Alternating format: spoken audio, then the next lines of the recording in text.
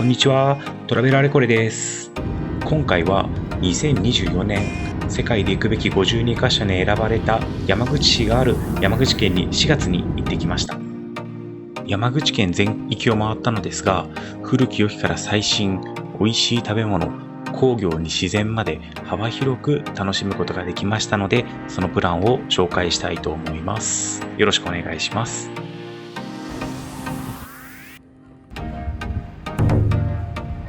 そういえば世界の行くべき52カ所選ばれたのは県じゃなくて市って知っていましたか？私はレンタカーの受付待ちで知りました。まずは錦帯橋来ました。岩国空港から車で20分ほどで来ることができます。大きい木の橋です。遠くから見ても近くから見ても時代劇に出てくるような昔ながらの橋です。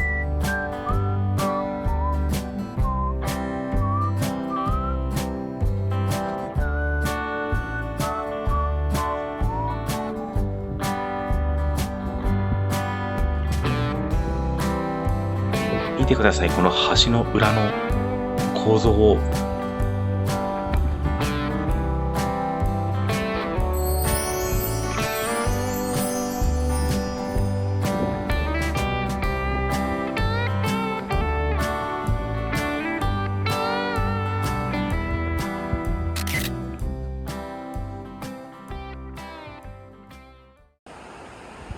駐車場に車を置いて橋の裏を堪能したら、次は橋を歩きます。橋や山の上にある岩国城、それからロープウェイのセット券900円でした。これ私が行った時の金額です。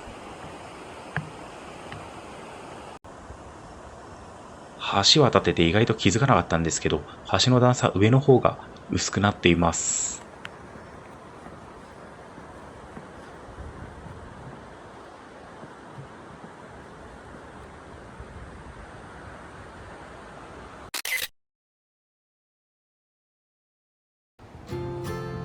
これちゃんと段差見てないと危ないよね。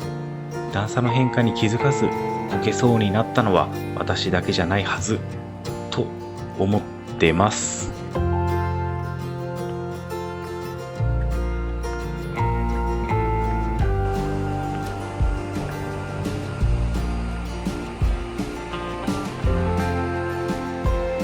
川の水もまあ綺麗です。魚泳いでるのを見ることができます。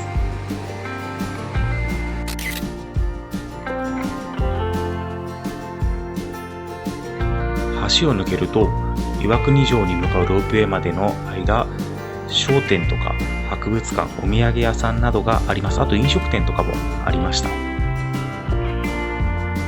あとセット券の中に錦帯橋を渡って戻る時の橋の券もついてますので、なくさないようにしましょう。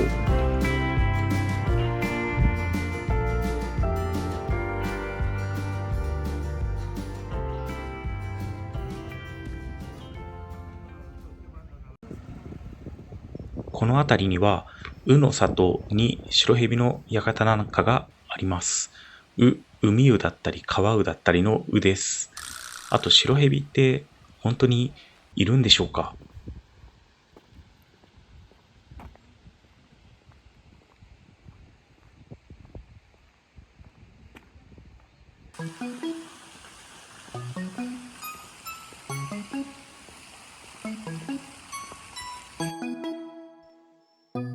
鵜の里では鵜飼いに使われる海鵜を見ることができます。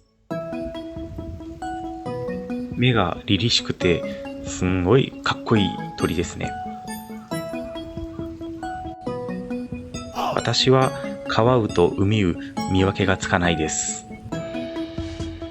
あと白蛇の館、セット券を持っていると入場料割引になり160円でした。すごい動いてますよね。本当に白蛇っているものです。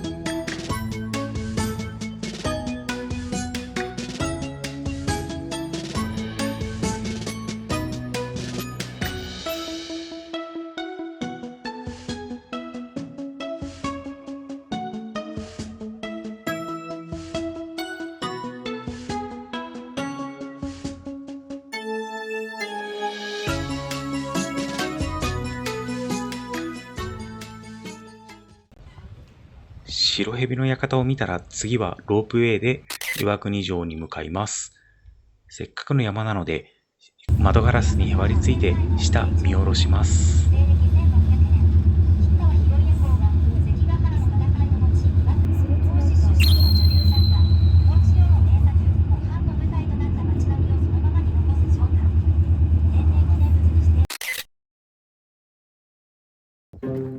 ロープウェイ降りたら道が2つあります。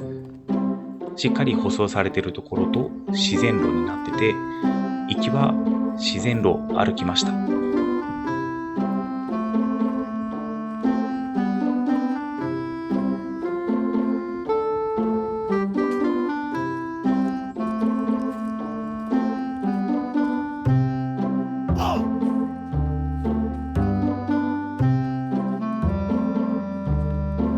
白蛇の館見た後にこの石垣の横を歩くのなかなか度胸いりますよ。本当に何か蛇が出てきそうです。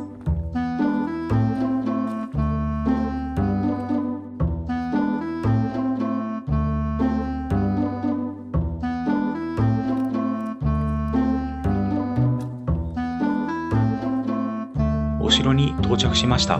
自然路、晴れの日はいいけど雨の日はちょっときついかもしれません。で、入場券、錦帯橋のチケットとセットになっています。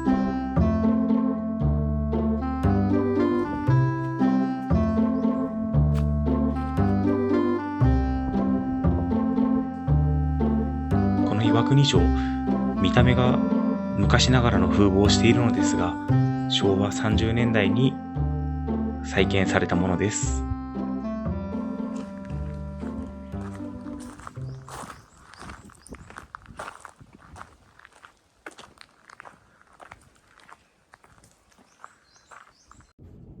お城の中は展示してました。で、武器防具を買った気がします。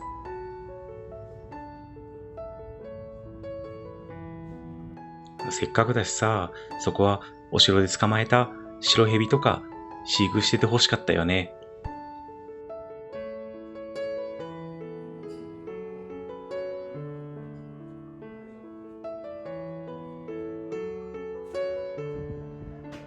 で、お城からの眺めすんごい綺麗です。昔のお殿様、ここに立って何を考えていたのでしょうか。綺麗な街並み、とてもいいです。あともやではなく黄砂です、これ。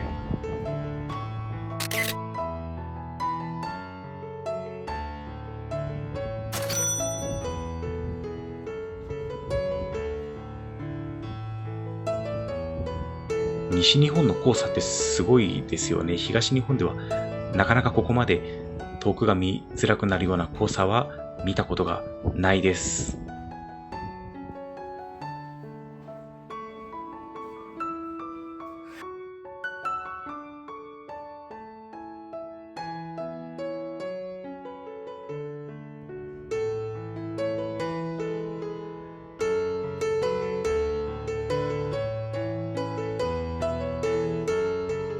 今回私、久しぶりのお城、とても楽しかったです。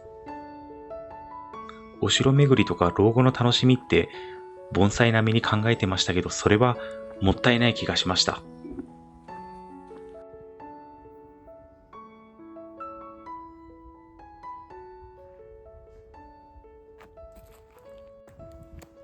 お城から出た後は、お城の周り、自然路を散策することができます。ただ、マムシ注意の看板があるので、ちょっと度胸が必要かもしれません。私は舗装されているところを主に歩きました。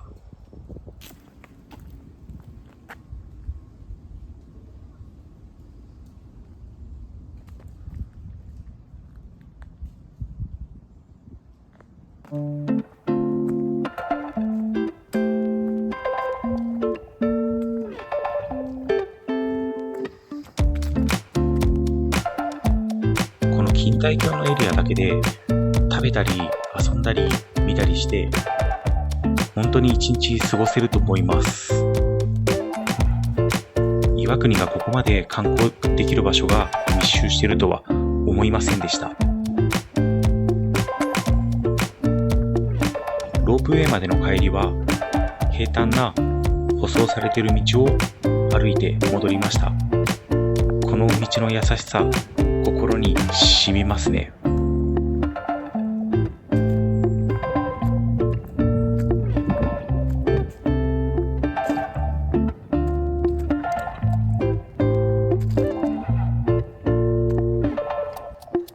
ロープウェイで山から下る前にちょっとした楽しみがあります。まず時計台。ちょっと動いてるかどうかは分かんなかったですけど、何かしら仕掛けがあるのでしょうか。あとはロープウェイの入り口の横から見る景色がまた綺麗です。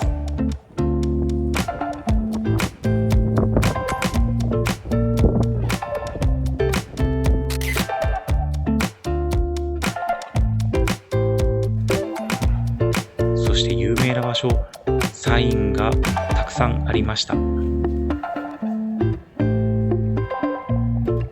食べたり見たりする場所が密集していて、一日楽しめそうなこの場所はやっぱ観光向きなのかと思いました。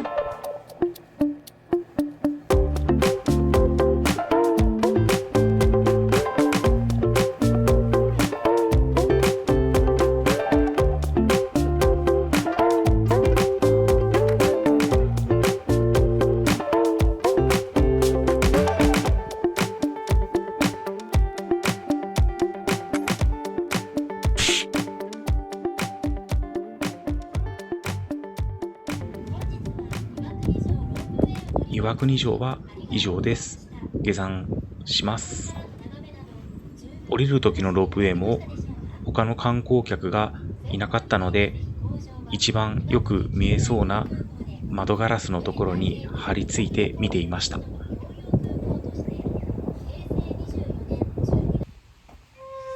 来る時は気づかなかったのですが、すごくレトロな家があります。ここは重要文化財です。旧目方家と言います。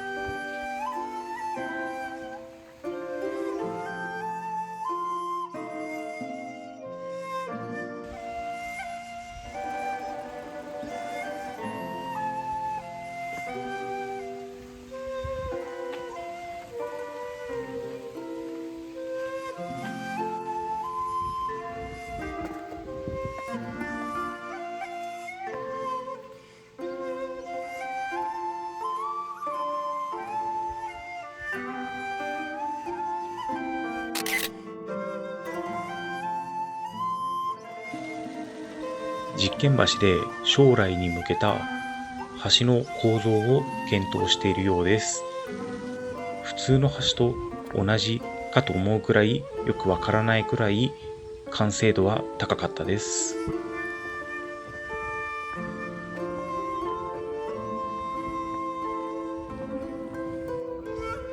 錦帯橋帰りのチケットも含まれて900円でした。ここまで充実できて900円だったのはかなりコスパが最高だと思いました。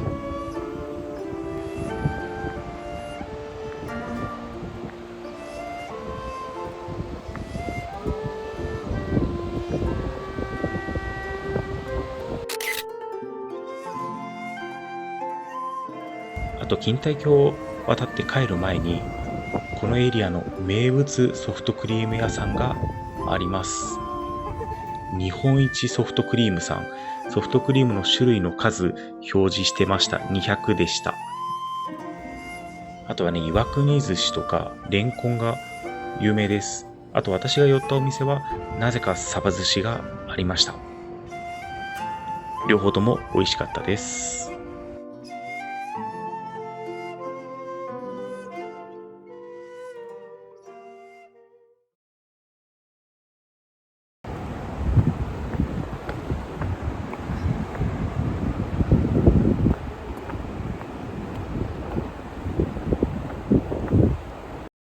岩国で楽しんだ後は、柳井の白壁の街並みに来ました。このエリア、正式名称があります。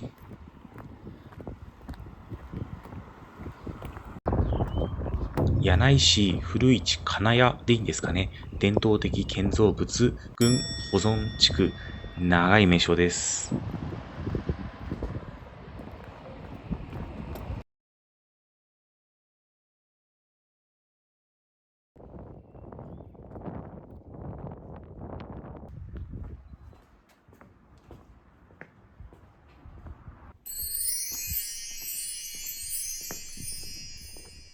ここ歩いてみたんですけど、人全然いませんでした。多分平日だからと思いますが、レトロな街並みがとても見応えあります。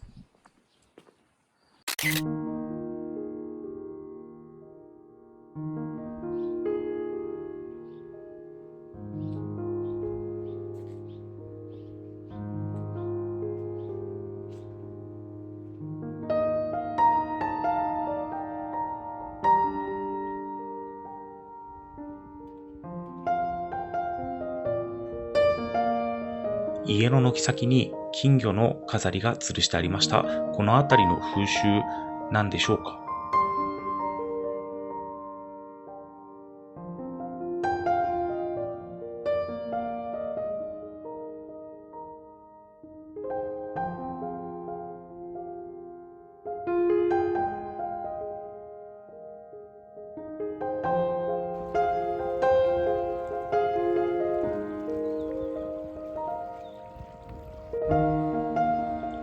あまりにもずっと白壁で、本当に世界の気分味わうことができました。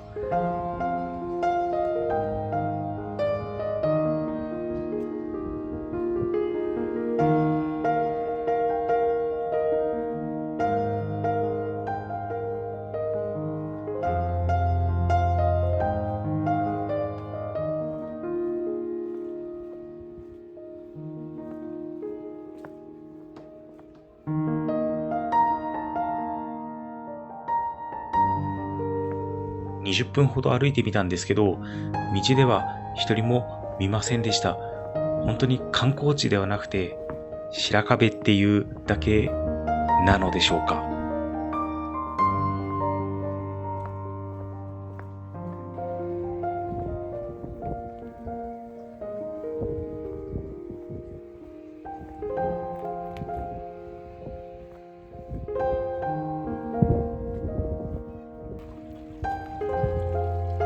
この地区には甘露醤油の蔵があります。ここでは醤油作り、どのように作っているか目の当たりにすることができました。あと、家の軒先にあった金魚の飾り、私が行った時はここで売っていました。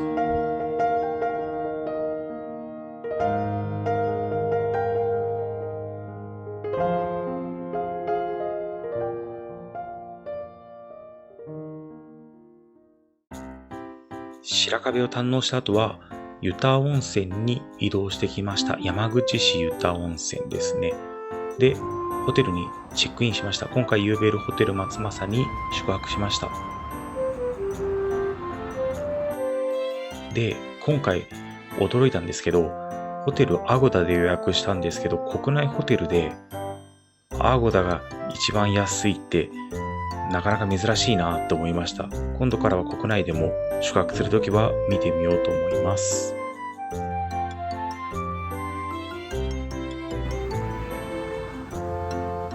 海外でタイとかはアゴダすごく役に立つんですけど、国内では正直高いっていう印象しかなかったので、今回驚きました。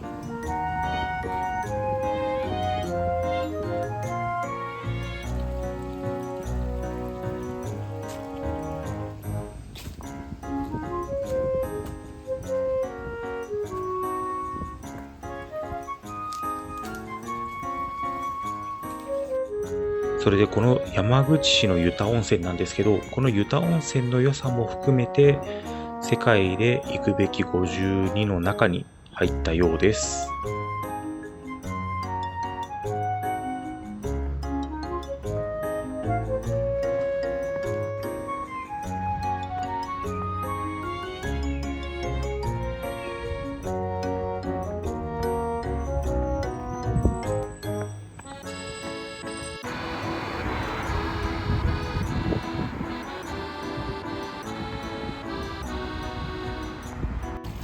散策して街並みを見ていますが、この湯田温泉やこの街並みがいいとのことです。例えばあと路地のカフェとかちょっとした売店なんかも魅力的に感じたようです。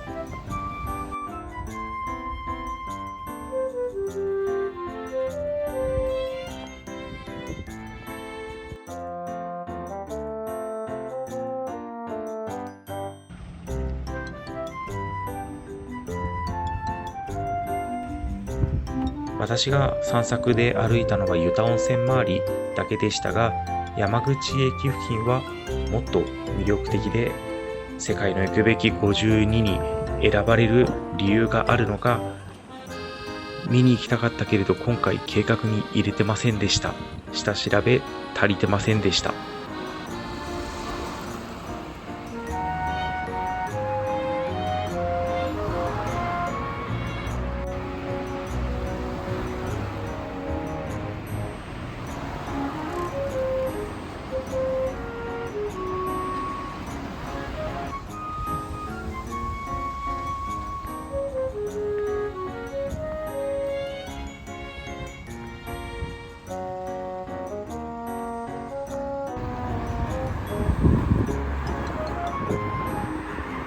あと夜ご飯の話ですね。やっぱ山口って美味しいものたくさんありまして、ただ居酒屋で山口っぽいもの軽めに食べるだけにしようって思ってたんですよね。やっぱ魚ですよね。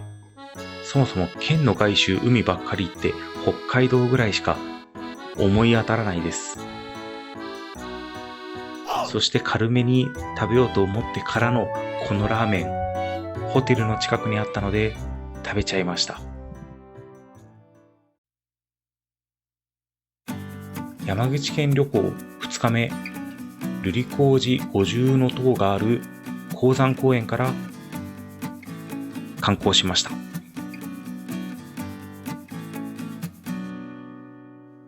駐車場に車を置いている時からちょっと嫌な予感してたんですよね。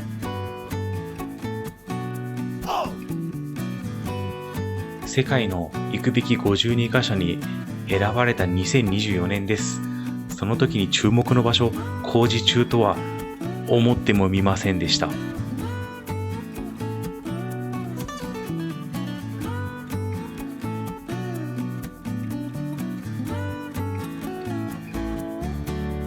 ただし、工事中の塔以外も面白そうな公園ですので、塔以外の見どころを探して散歩しました。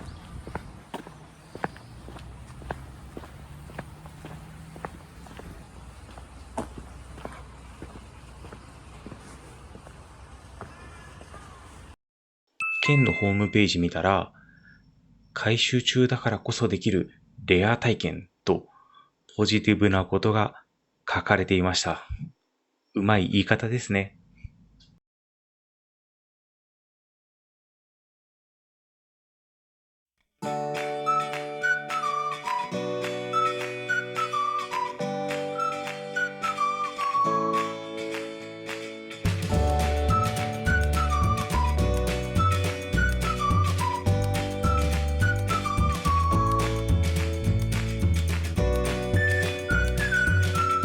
ここのお寺は曹洞宗です。大本山は永平寺と総持寺です。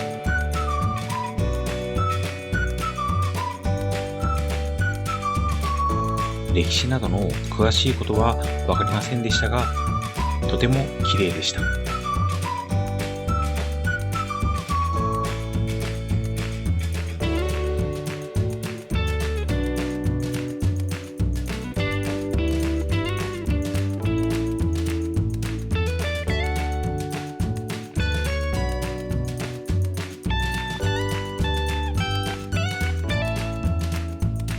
このサルスベリ真ん中あたりから松に変わってるんですね。すごい生命力を感じます。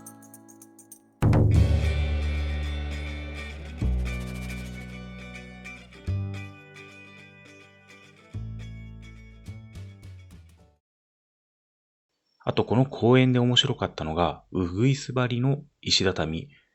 計画的にやったわけではないんですが、音が反響するような作りになったようです。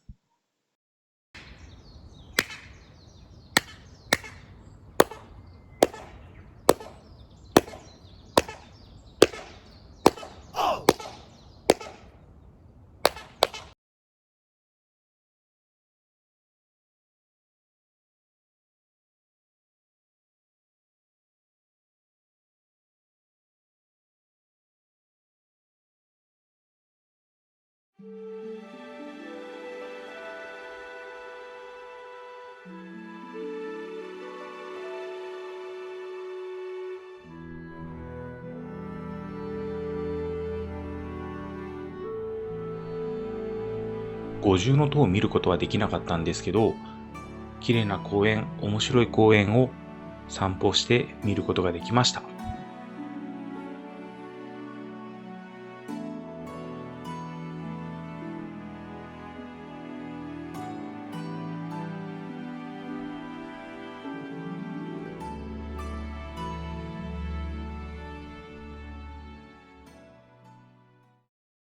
鉱山公園を出たら、景色を堪能しながら萩に向かいます。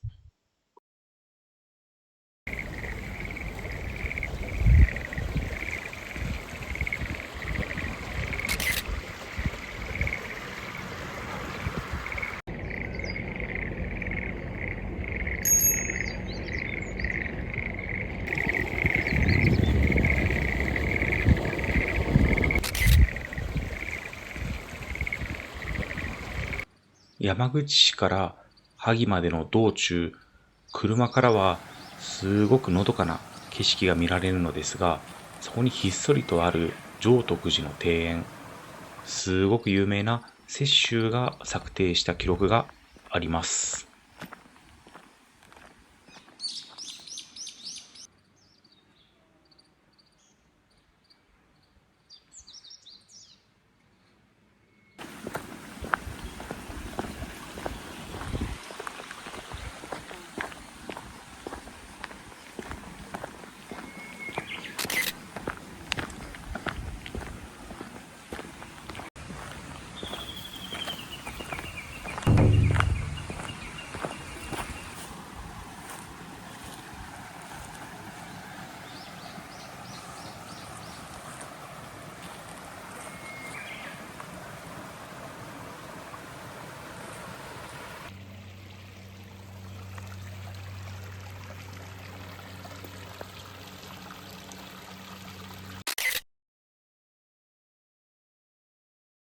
道中の立ち寄り場所、次は雲林寺、通常猫寺です。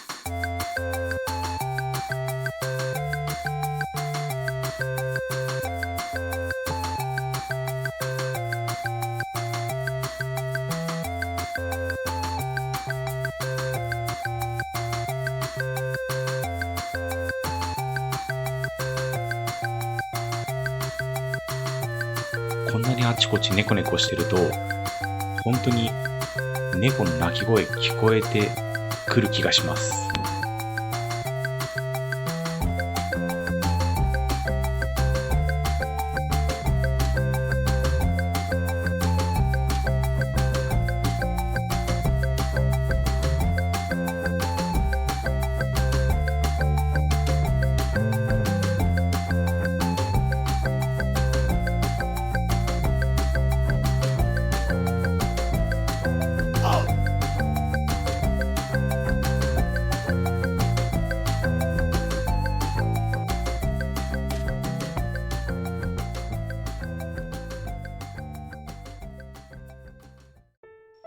次は世界遺産萩の反射炉です。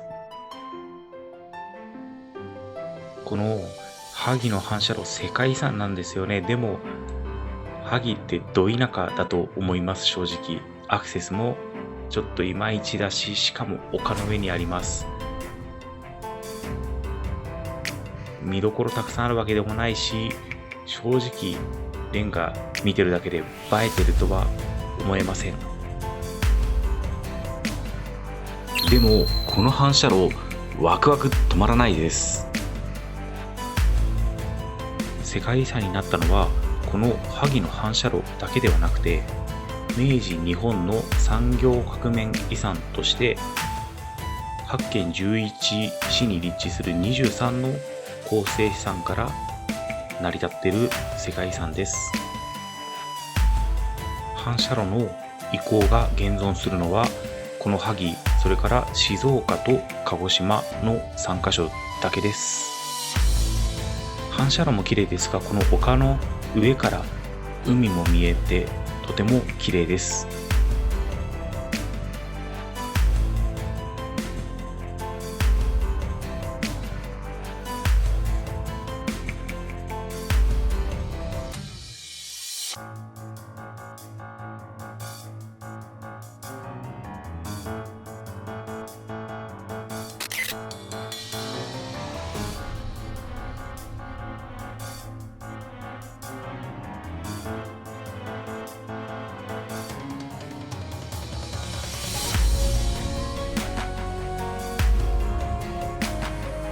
あと駐車場にはコンビニとなぜか宝くじ売り場があります。縁起のいい炉なのでしょうか。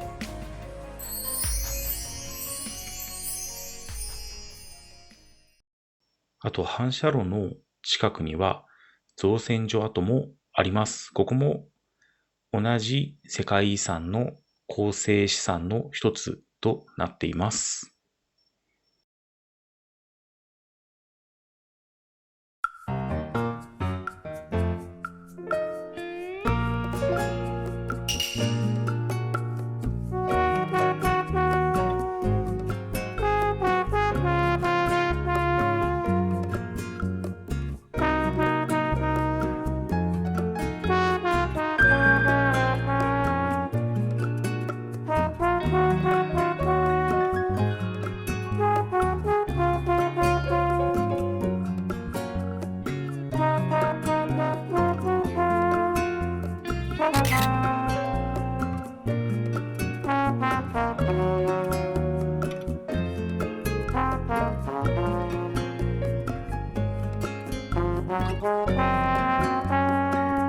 この造船所跡は何もないんですよね。なんで心の目で建物があるものと思って見てください。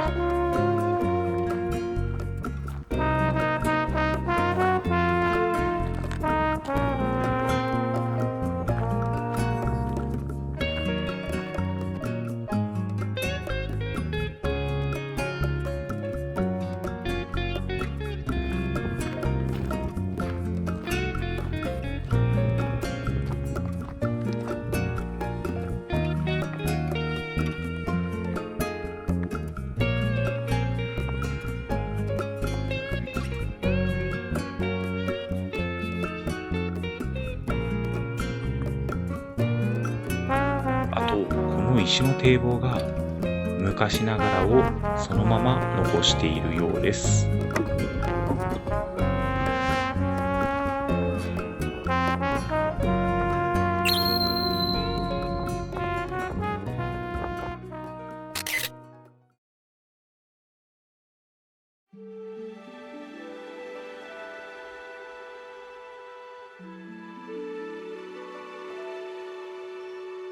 造船所の横には海の近くの神社があります。人も少なくて静かで、あの頃の夏っていう気分にさせてくれる神社です。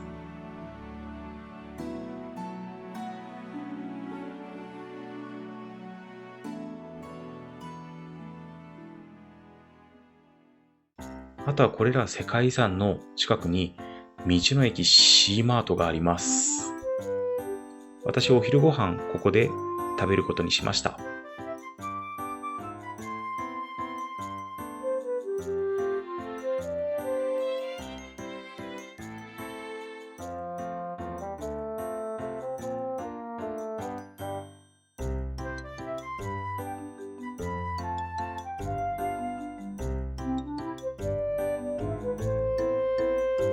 で、私の持論なんですけど、西日本の道の駅、ご飯すんごい美味しいと思います。なんか道の駅行っとけば間違いないっていう気さえしてます。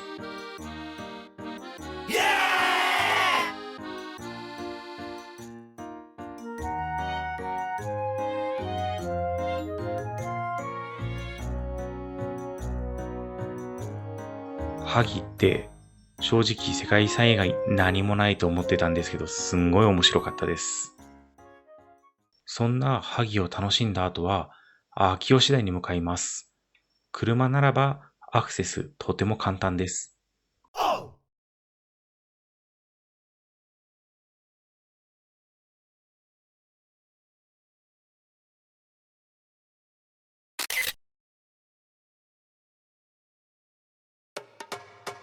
秋吉台に来る道中に見学用の駐車場ありました。で、そこから見てるだけでも綺麗な景色楽しむことができました。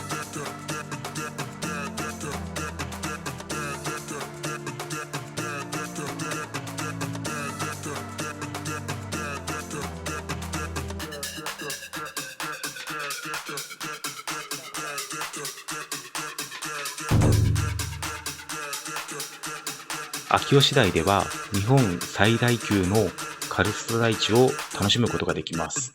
あとここには観光案内所やお土産屋さんあります。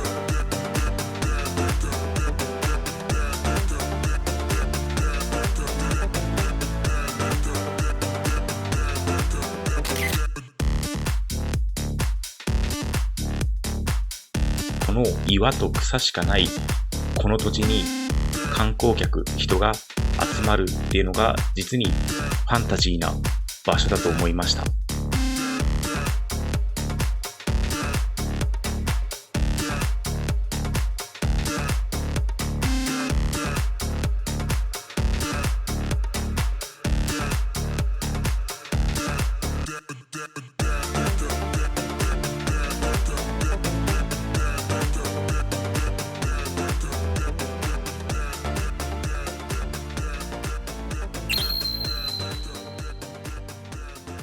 岩と草以外も楽しむことができます。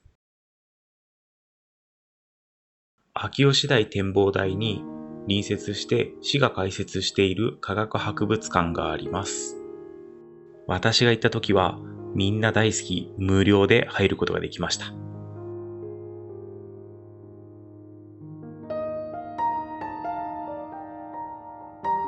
散策している時は出会いませんでしたが、多種多様な生物がいるようです。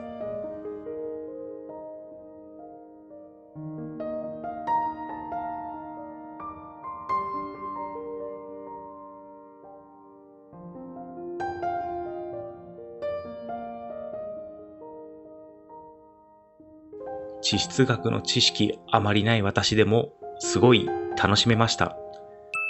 地質学以外もハテナでした。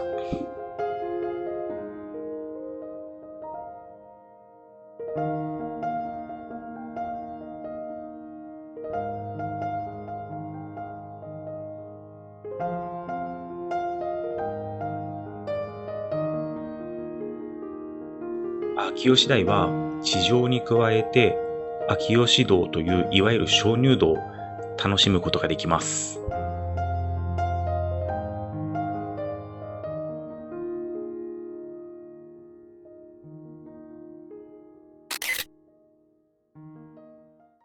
秋吉道の入り口は私が来た黒谷口と正面入り口があります。こっちの黒谷口はあまりメジャーではないのか、シャッター結構閉まってました。鍾乳洞一本道になっていて、正面口と黒谷口がつながっています。一本道を往復すれば入り口出口同じなんですが、片道だけで疲れる方とか、もういいやっていう方は、元に戻るためには一回外に出てバスやタクシーを使います。のんびり歩いて片道30分くらいでした。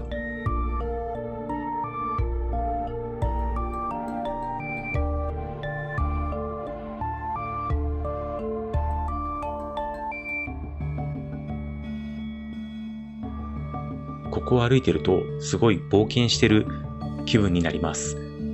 道なき道というわけではなく、しっかり遊歩道になってるんですけど、周りの見た目が冒険してる気にさせてくれます。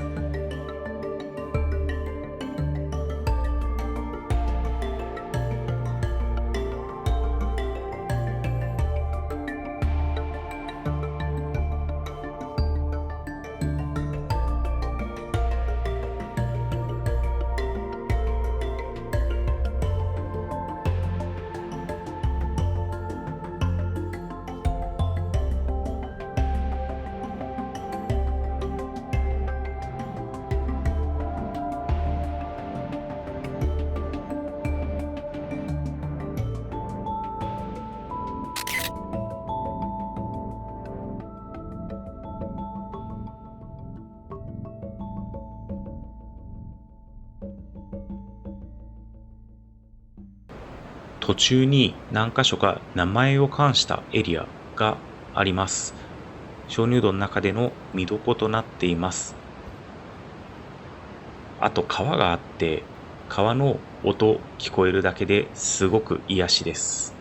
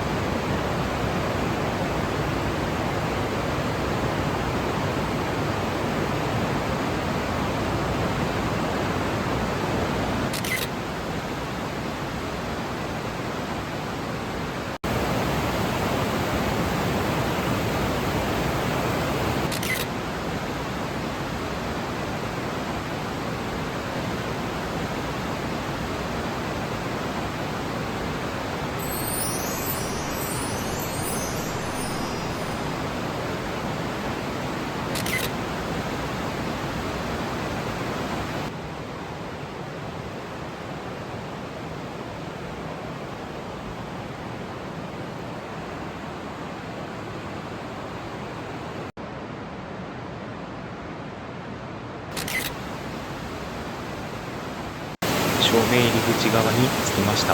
ゆっくり見て片道30分ほどでした。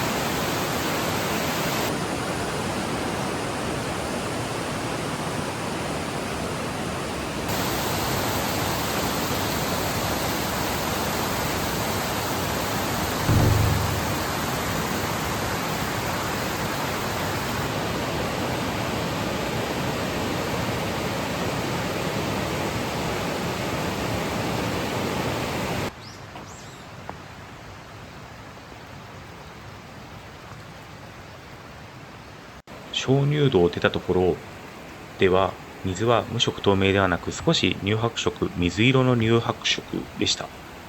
ただ川、とても綺麗です。水が澄んでるから魚もよく見えます。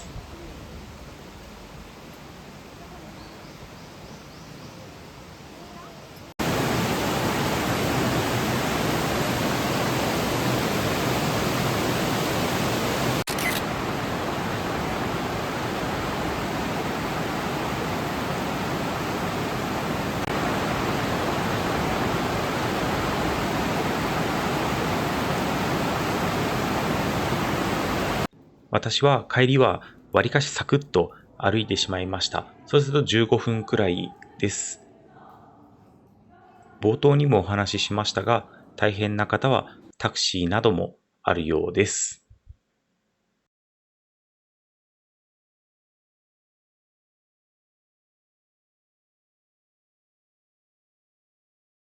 2日目後半、秋吉台と秋吉堂を見た私は、元の隅神社来ました。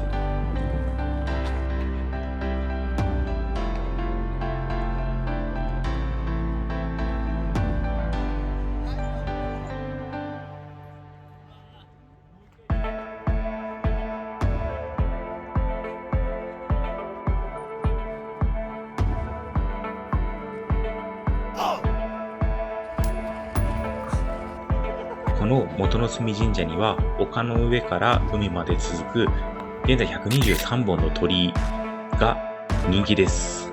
そしてその海、とても綺麗です。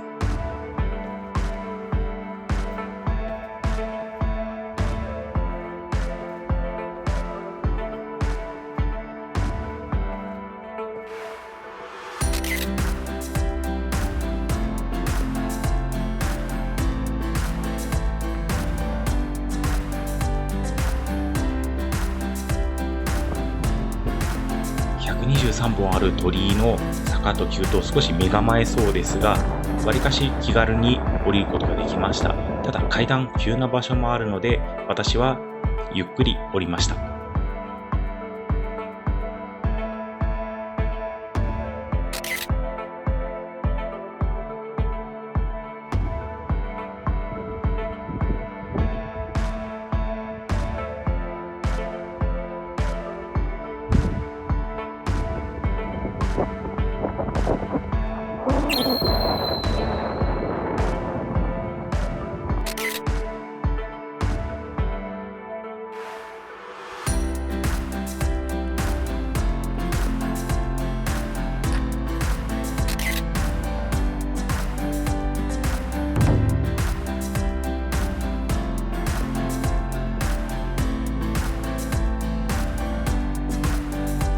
この鳥居、しっかり整備、塗装されているようで、海の近くなのに塗装剥がれている場所、ほとんどなかったです。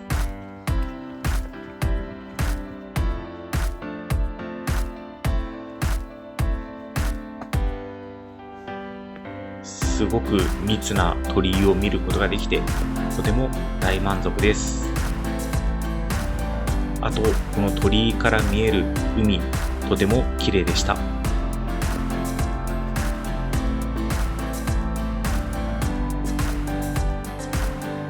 坂の上にもお社があります。お忘れなく行ってみてください。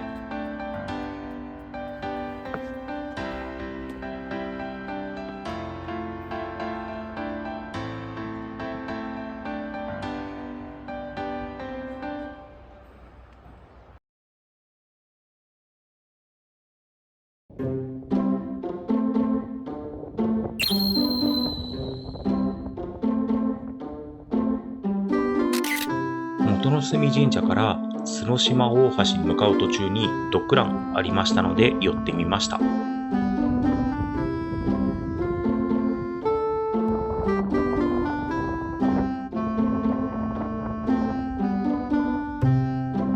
たまたま見つけて綺麗な景色だったので寄ってみました。寄ってから気づいたんです。ドッグランって犬連れてないのに。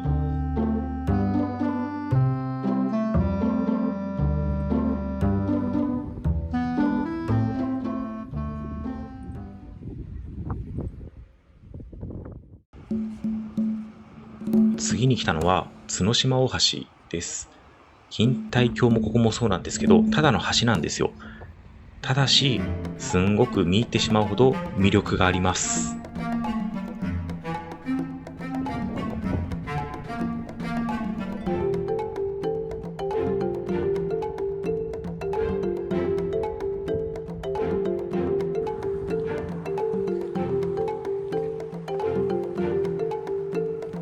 あとはね、ここの海の色がすごく好きです。残念なのは黄砂で遠くがぼやけていることです。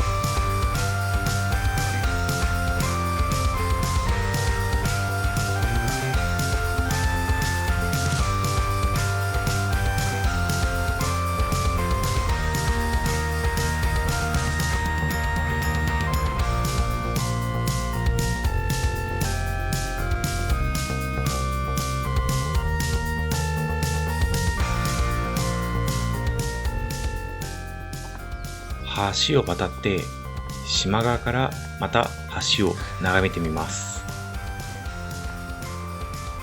本州側から見た橋とはまた違う景色を見ることができます。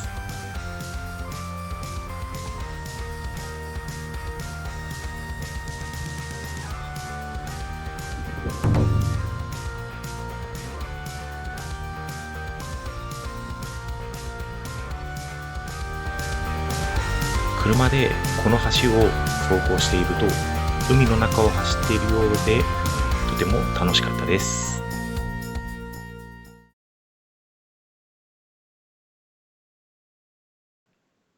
山口県旅行2日目、最後は日本本州最西端を見に行きます。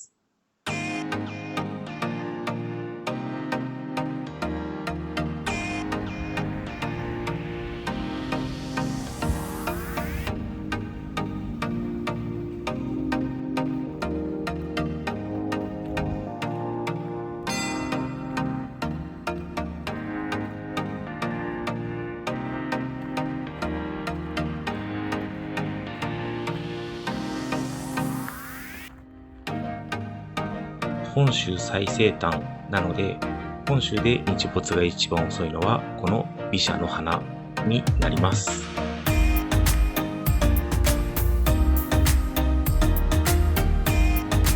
雲があって海に日が落ちるところを見ることができませんでした。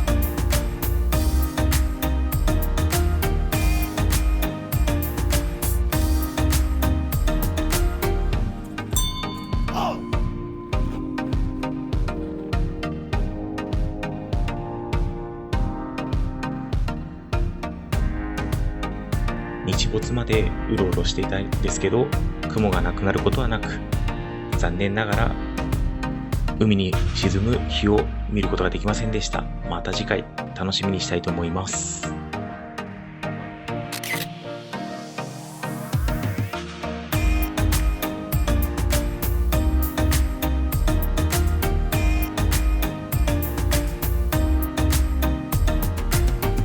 水平線に沈む日を見ることはできませんでしたが、海があるだけで羨ましいと思います。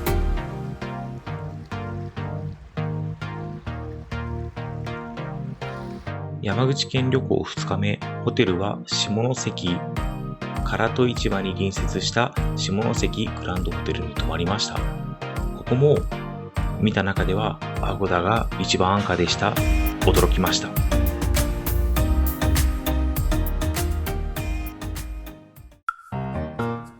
チェックインした後は夜ご飯ついでにホテル前のデッキを散策します。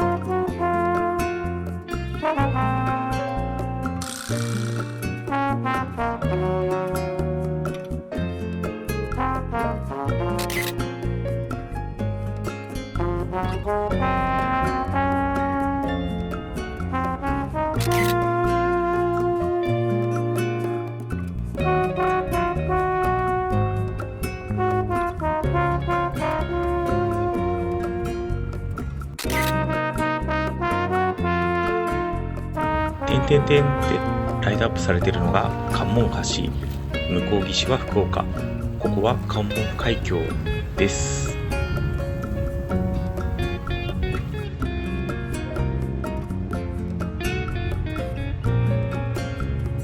夜ご飯は家紋ワーフで山口っぽい料理、刺身、フグ、長州鶏に瓦そば食べました。とても美味しかったです。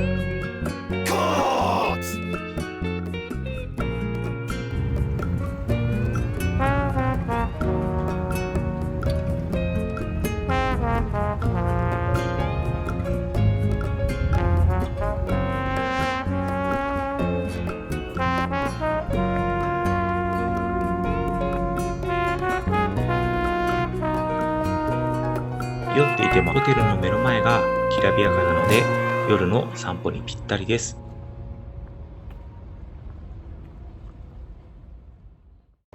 朝になりました。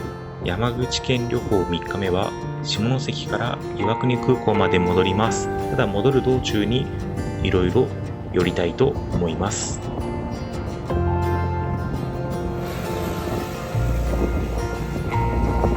夜デッキ川を散歩しましたので、朝は道路側を散歩したいと思います。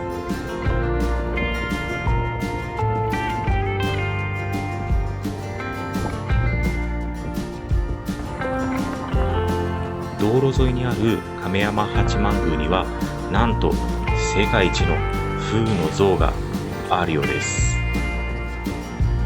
世界一の福の像でしたね。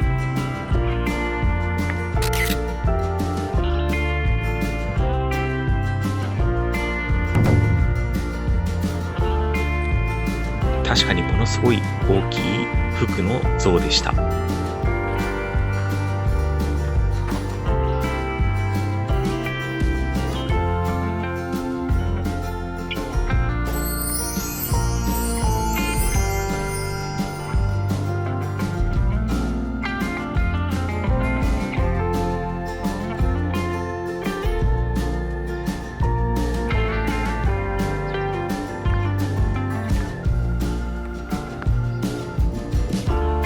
亀山八幡宮は海に隣接しており、鳥居から覗く関門海峡がとても綺麗です。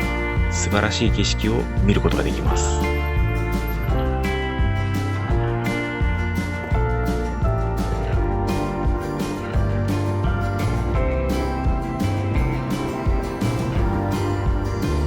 引き続き道路側を歩きます。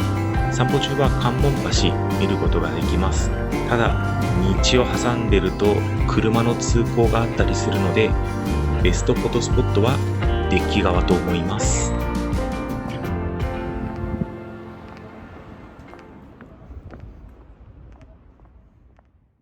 次に来たのは赤間神宮です。壇ノ浦の合戦に敗れ、わずか8歳で入水された安徳天皇を祀る場所です。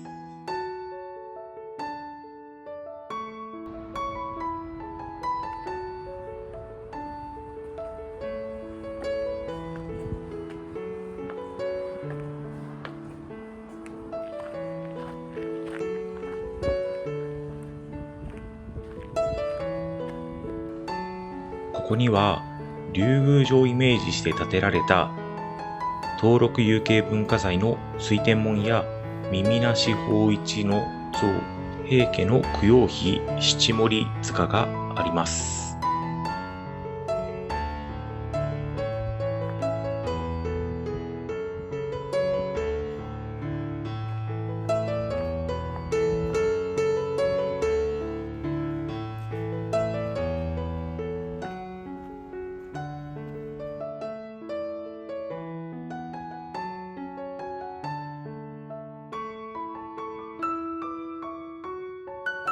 いろいろなものを見て考えてしまうと、夜に一人で来るのはちょっと怖い場所かもしれません。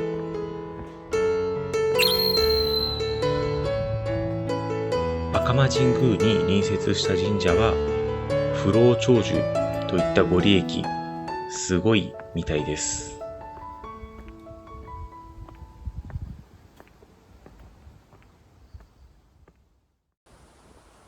赤間神宮に隣接した大蓮神社と稲荷神社に立ち寄ります。階段登ってすぐの場所にあります。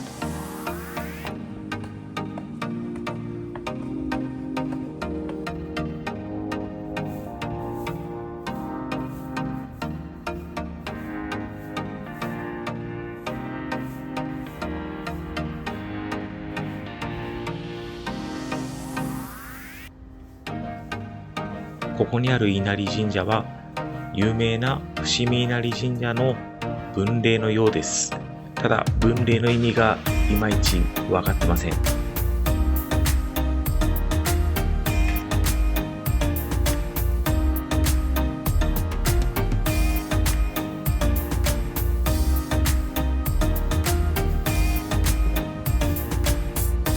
してここにも密な鳥居があります。元の隅神社とはまた違った歩き方ができます。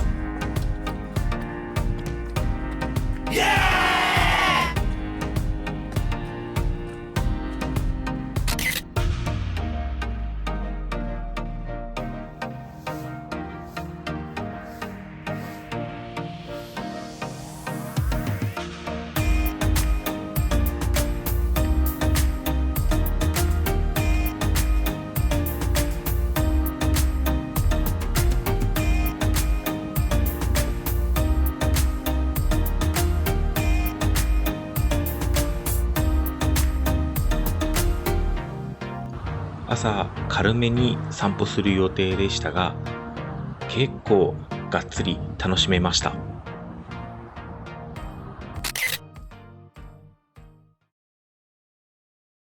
ホテルまでの戻りはデッキを通って唐戸市場に向かい朝食を食べます。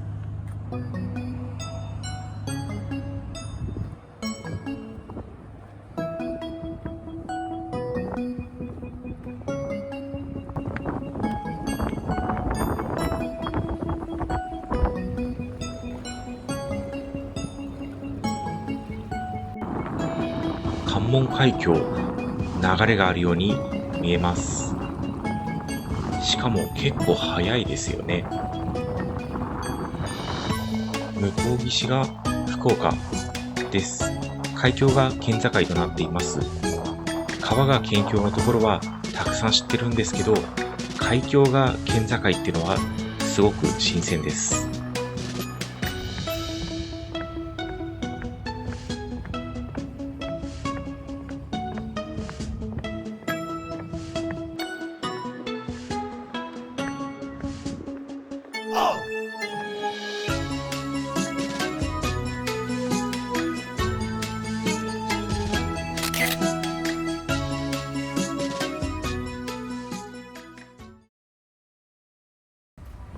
唐戸市場に到着しました。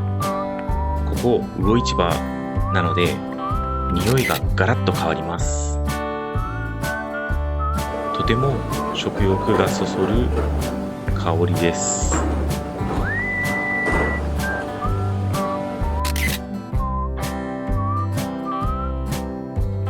下関で朝ごはん食べるって言ったら福しかないですよね。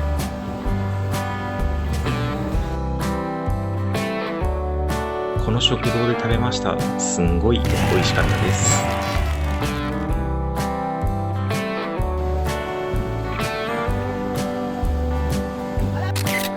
下関に来て知ったのですが、フグじゃなくて福と呼びます。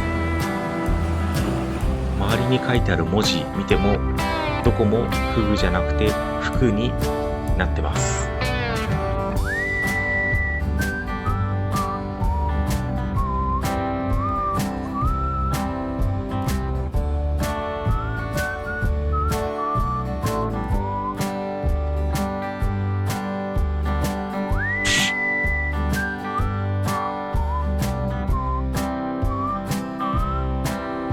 このデッキでは朝と夜で違う景色楽しむことができました。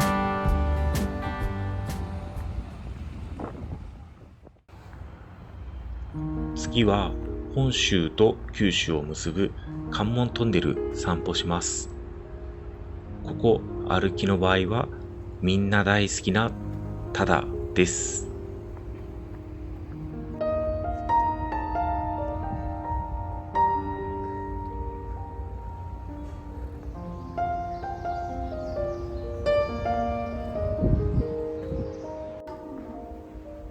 エレベーターで降りて歩きます。海の下を歩く、とても不思議な気分になります。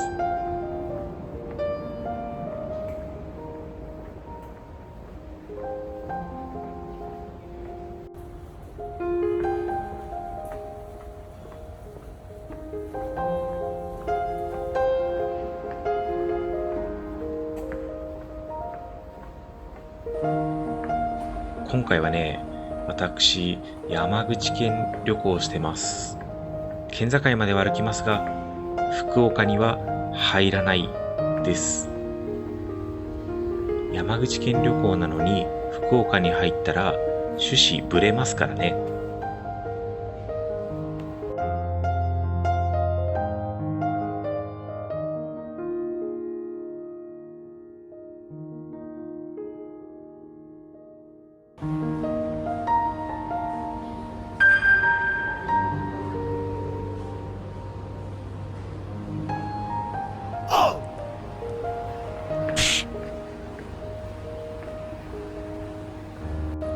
と言ってもちょっと入ってしまいました。福岡にも立ち寄れましたので、エレベーターで戻りたいと思います。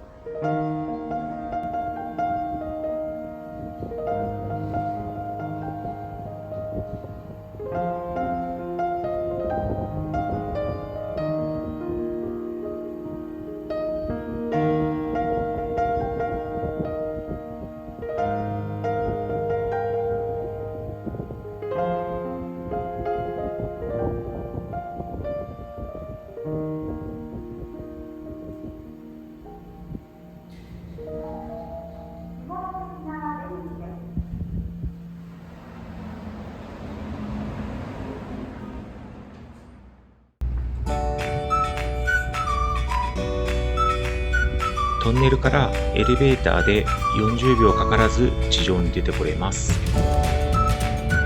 そしてエレベーターから道を渡ると公園があります。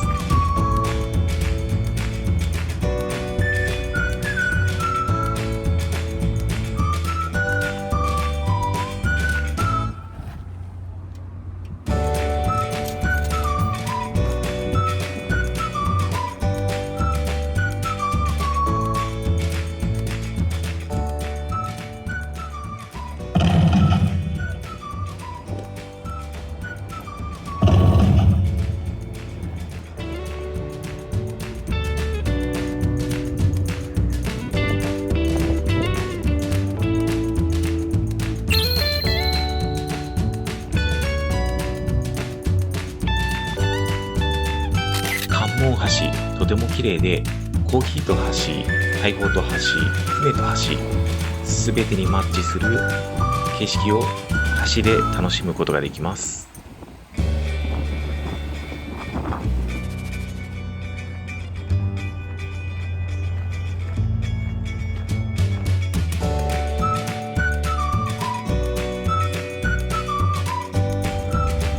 この公園には壇ノ浦の戦場跡もあります。それらを見たら下関を出発します。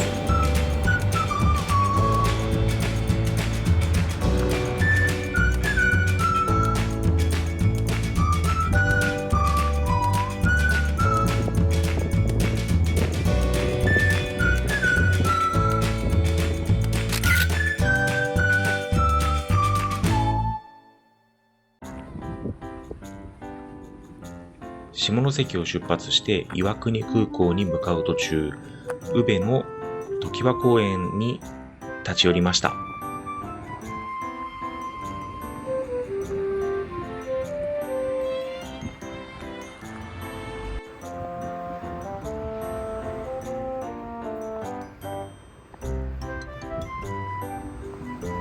常盤公園に来た理由、それはロンギヌスの槍を見るだけです。ただ、槍の場所わかんないし、本当に迷いました。ただ、他の芸術などを見ていても楽しかったです。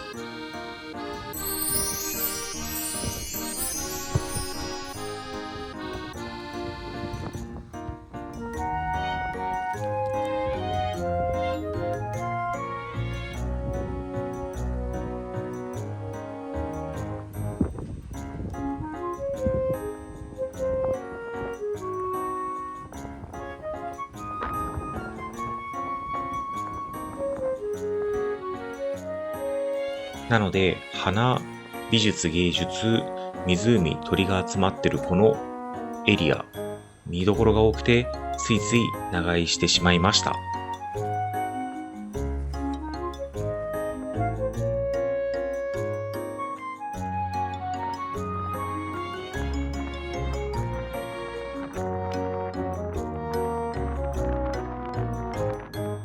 この公園は宇部空港からも近いです。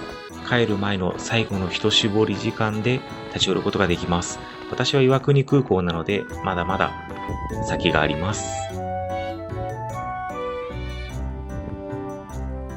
帰りを宇部空港にすればまた違う景色を見れたかもしれません。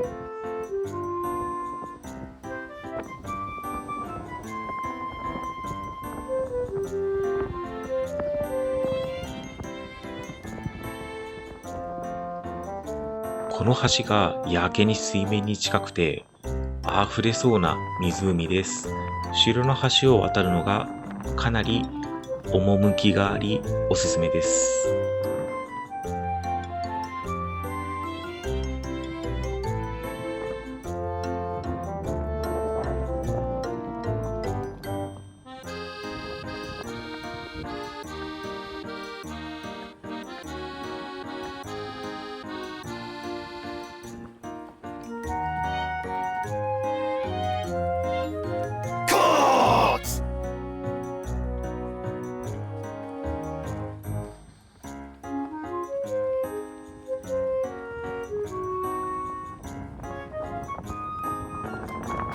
公園内藤棚あります。ただ4月だったので藤の花少し早かったようです。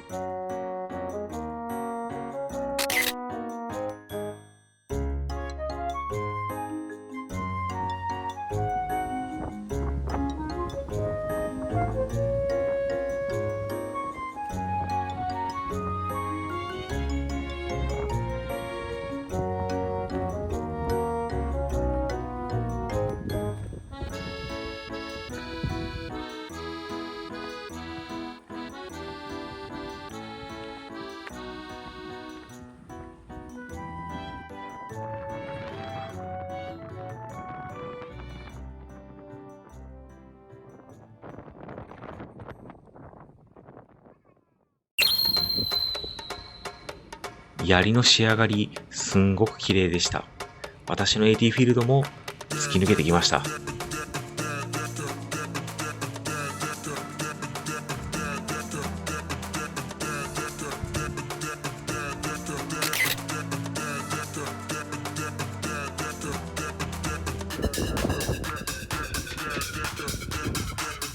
硬い金属をこうやってぐるぐる巻きにする技術がすごいと思います。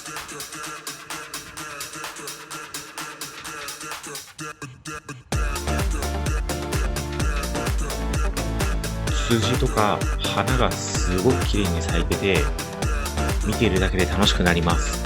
お紅茶楽しみたくなりますね。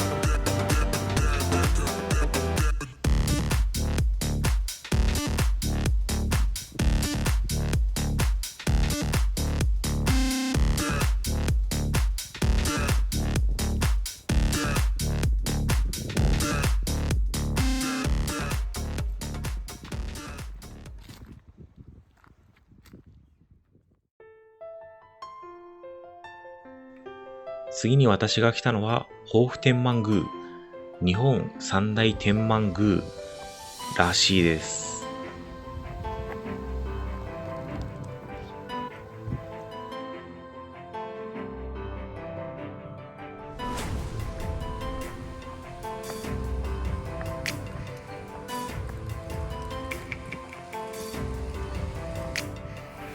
駐車場ですが、私、山の上の駐車場に車を止めました。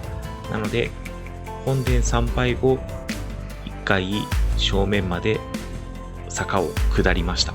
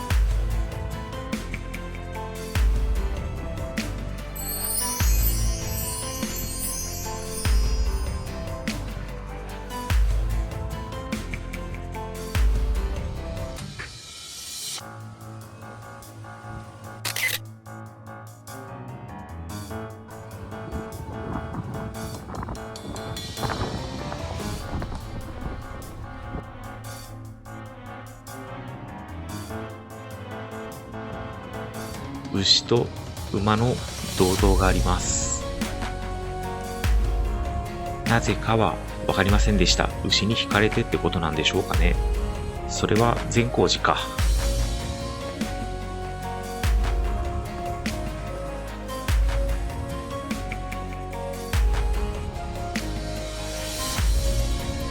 土曜日に行ったんですが、そんなに混雑していなかったので、のんびり見ることができました。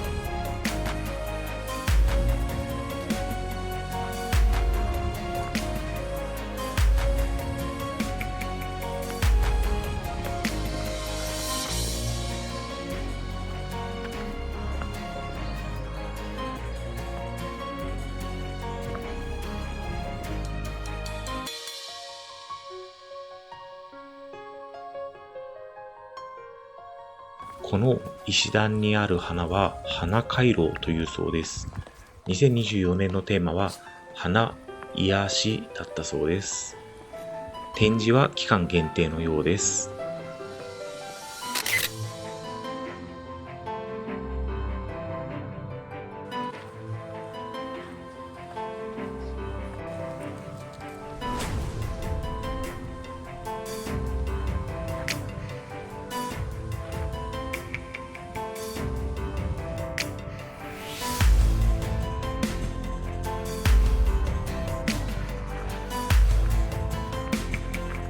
参道にある天神餅購入しました。1個だけ食べるはずが5個食べてました。とっても美味しかったです。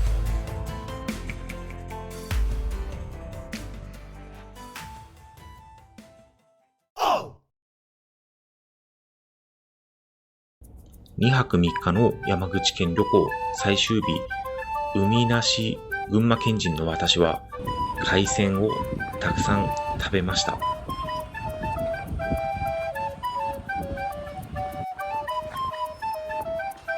海鮮を食べに来たのは道の駅潮祭市場豊富です。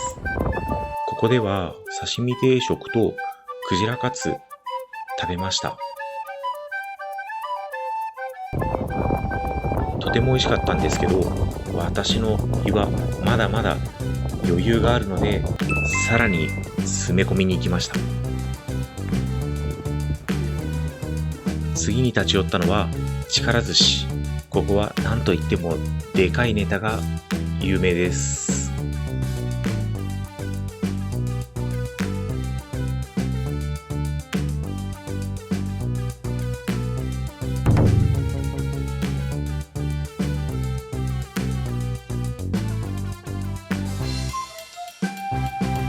ネタが大きすぎて食べらんないので、一緒に来る包丁で切って食べます。とても美味しいです。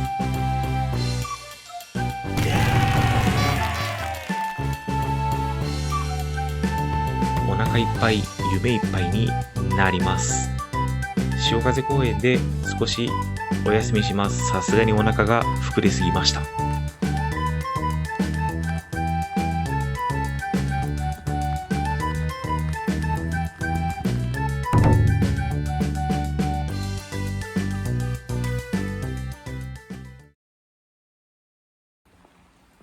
岩国に戻ってきました。まだフライトまで少し時間があるので、最後の一絞り時間で白蛇神社に寄りました。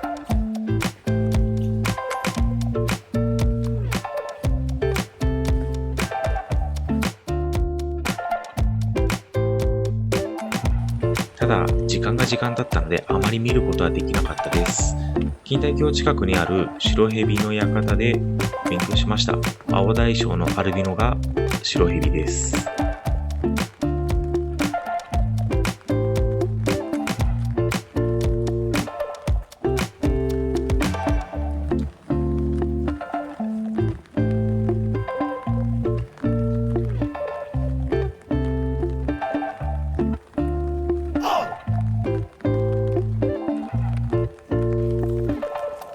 この神社、あらゆる場所に蛇がいて見つけることができます。灯籠にもいる巻きついてます。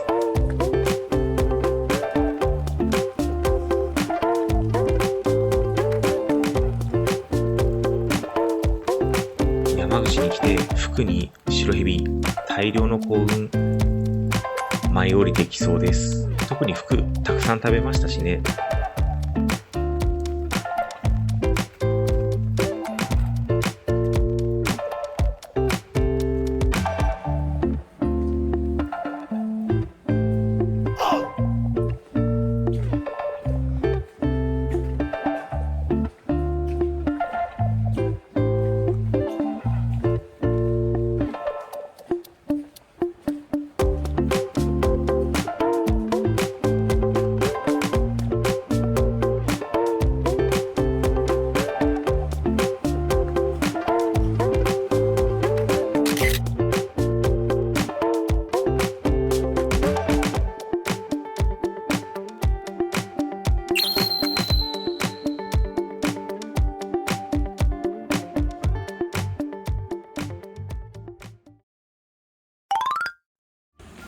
2泊3日の山口県旅行、とっても楽しかったです。主要な有名な場所をピックアップして回ったので、より充実しておりました。反省点は、場所をばらけさせすぎてしまったかもしれません。もう少し狭いエリアを集中すれば、もっと楽しかったかもしれません。あと、1箇所行くの忘れた場所があります。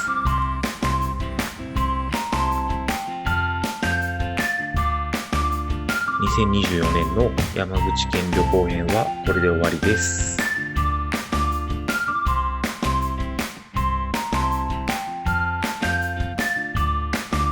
ご視聴いただきありがとうございました。チャンネル登録、高評価、コメントよろしくお願いします。